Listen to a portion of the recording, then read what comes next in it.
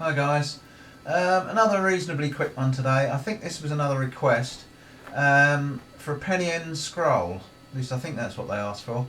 I'm going a bit silly these days, and there's a couple of tools that will make this job much easier.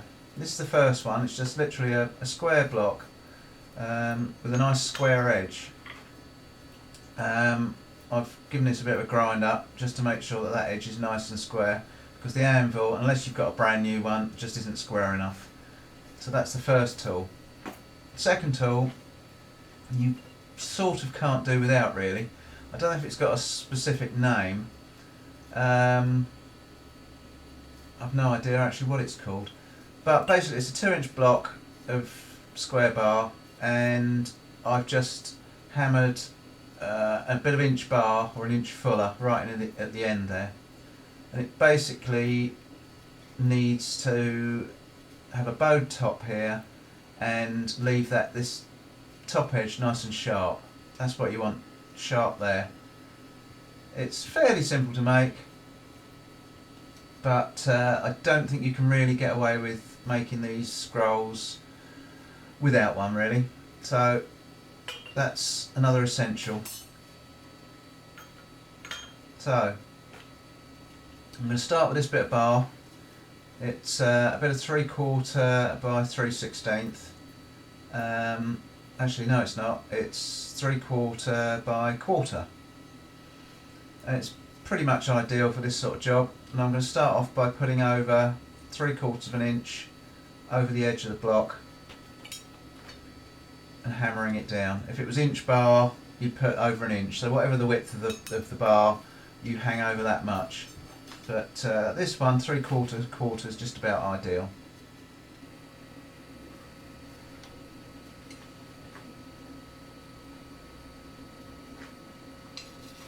Get it nice and warm. Just eyeball it roughly. Neck it down.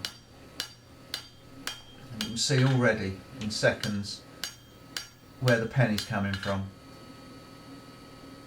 And that's basically what you want to do. And that's why you want a nice square edge, because you want to really define that penny end. There you go. So now, because this penny has got to be at 90 degrees to the rest of the bar, you want to round up this shoulder just at the end, so that when you twist it, you don't see the marks.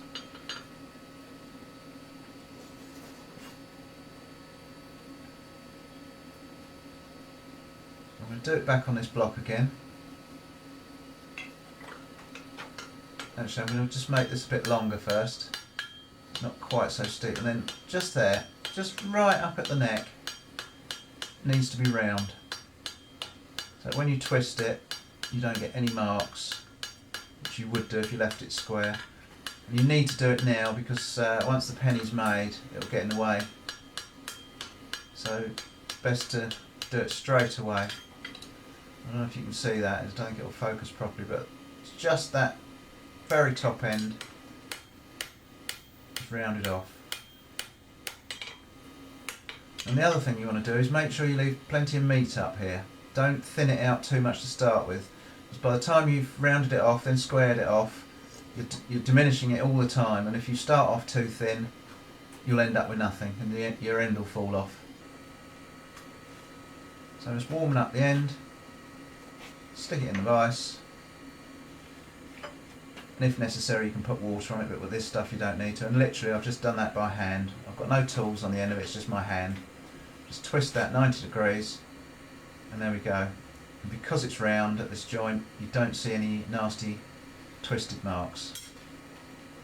Now what we've got to do is square it back off again. You need to square it off now, because once you start pulling the penny round, it will get in the way and you won't be able to square it off. So that's the next job, square it back off.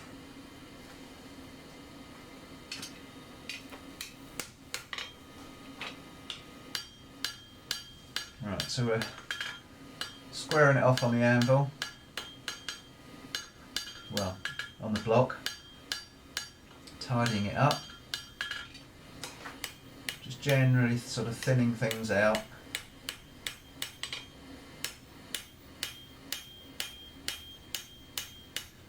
So we're just basically thinning things out, tidying things up, and you can see that there's still a bit of meat there.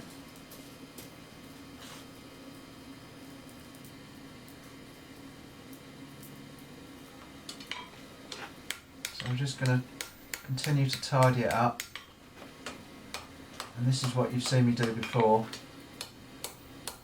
Turn something squarish into something roundish or another shape. Keep it moving, otherwise you'll get a flat on the back, so keep it moving all the time. You can see where we're going with this. I want it to nicely flow around, so a bit more work to do on it,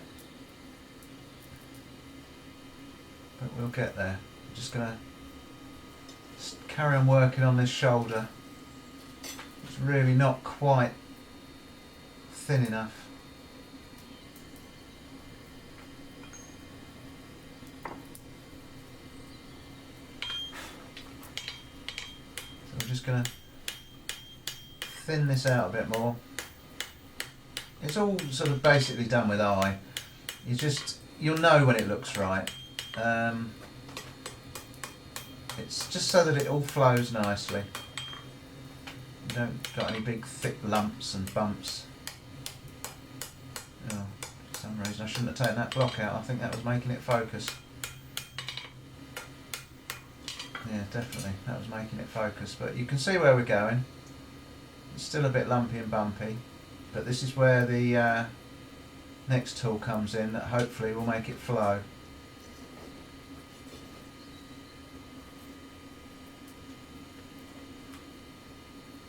Don't quite know why I made it so tall. I think it was just because I had a bit of 2-inch that size. And you can see what that does now. That sharp top edge cuts into the back of the underneath of the penny, which sort of defines it more. I've just cooled out that back edge so I can hit it a bit harder. It's not actually very easy to see. It's much easier to see on this video what's going on. When you're actually doing it, you can't actually see where the job's going. But you get the idea.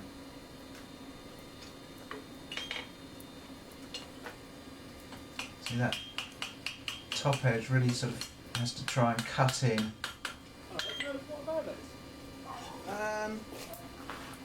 Yeah, I think it's probably there. It's all a bit hit and miss as usual. Yeah. I haven't made one of these for probably 30 years. No real call for them these days. Just try and make that nice and a bit neater. And so when you're doing it on here, you can't really see.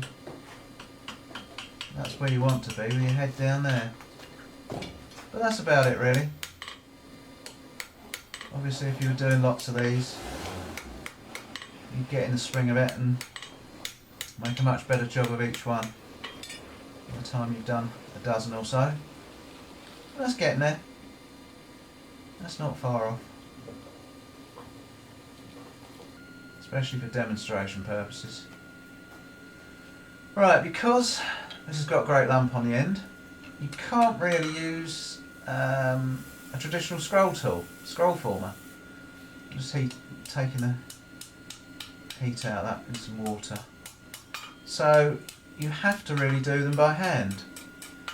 Obviously if you're only making one or two, doing them by hand's no hassle.